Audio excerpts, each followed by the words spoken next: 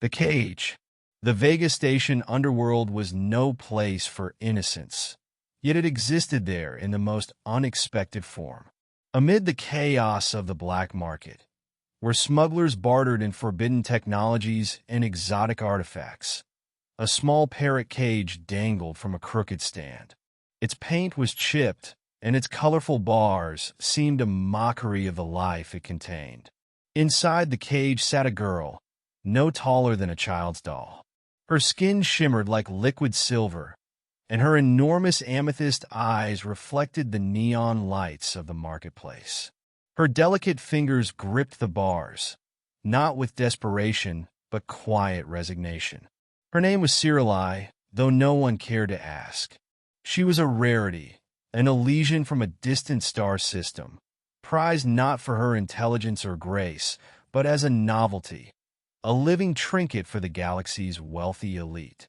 Her captor, a corpulent Zelvarian named Brack, lounged nearby, counting credits from his latest sale.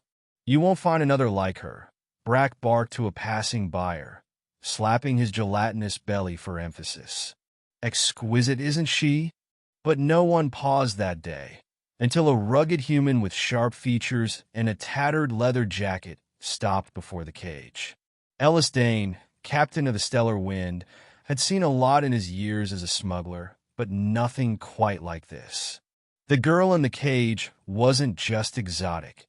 There was a quiet dignity in her gaze, as though she were daring the galaxy to look away from her suffering.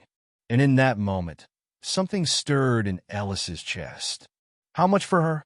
he asked. Brack laughed, a wheezing sound that rattled his many chins. "More than you can afford, human." Ellis narrowed his eyes. "Try me?" The Zelvarian leaned forward, his grin revealing rows of jagged teeth. "I don't want credits. I want your ship. We'll gamble for her, Zelvarian dice. High stakes. You win, she's yours. You lose, and the stellar wind is mine." Ellis hesitated. The stellar wind wasn't just a ship. It was his home, his livelihood. But one glance at the girl's shimmering skin and those pleading eyes, and the decision was made. "Deal," he said. The gamble. The market buzzed with anticipation as the dice game began. Zelvarian dice were infamous for their unpredictability, and the odds were always stacked in favor of the house. Brack went first, his stubby fingers expertly tossing the glowing cubes. They clattered on the table, stopping at 17, a formidable roll. Ellis took a deep breath, gripping the dice tightly. He glanced at the girl in the cage. Her eyes met his, and for a fleeting moment, he thought he felt something, a calmness, an assurance. He rolled. The dice spun across the table, their light intensifying with each bounce. They came to a stop. 18.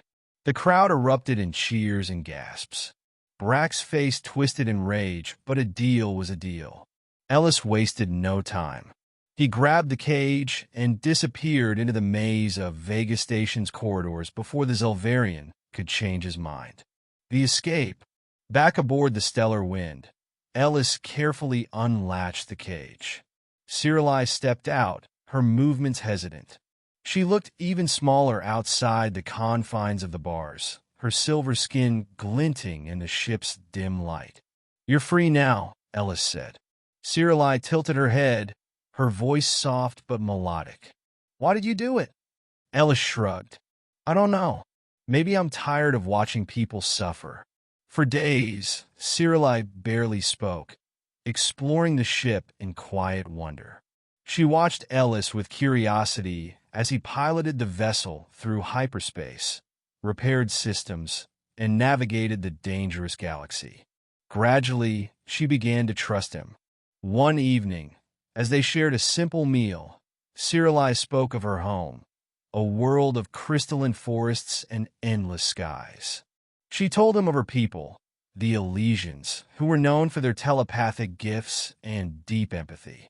They had no armies, no weapons, and were easy prey for slavers and raiders. "I hid my abilities," she confessed, her voice trembling.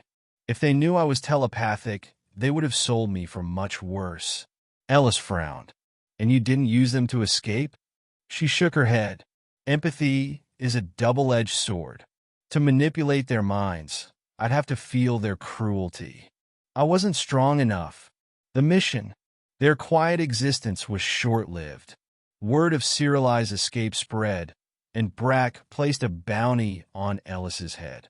Hunters came, mercenaries, bounty droids, and rival smugglers. Sirili used her telepathic foresight to warn Ellis of ambushes, guiding him through perilous situations. Over time, they became more than just companions. Sirili was no longer a passive passenger. She was a partner. Together, they fought not just to survive, but to make a difference. In their travels, they discovered other Elysians trapped in cages, enslaved on mining colonies, or sold to the highest bidder. Ellis and Sirili began a mission to free them, turning the stellar wind into a symbol of hope. With every rescue, their bond grew stronger, and the galaxy began to take notice. The revolution. Sirili's abilities evolved. She learned to amplify her empathy, reaching out to oppressed beings across star systems. Together with Ellis, she united a coalition of freed slaves, rogue smugglers, and disillusioned bounty hunters. Their cause became a movement, a fight for liberation in a galaxy ruled by greed. One fateful day, as they prepared for their most dangerous mission yet, Sirili turned to Ellis. "You risked everything for me," she said. Ellis smiled, placing a hand on her shoulder. "And I'd do it again." The stars stretched out before them, infinite and full of promise. Together, they set a course for the future, a future where no one would ever live in a cage again. Epilogue. In the darkest corners of the galaxy, whispers of the stellar wind and its unlikely crew spread like wildfire. The human smuggler and the tiny alien girl were no longer fugitives. They were heroes. And somewhere, on a distant planet bathed in starlight, a caged Elysian felt hope for the first time.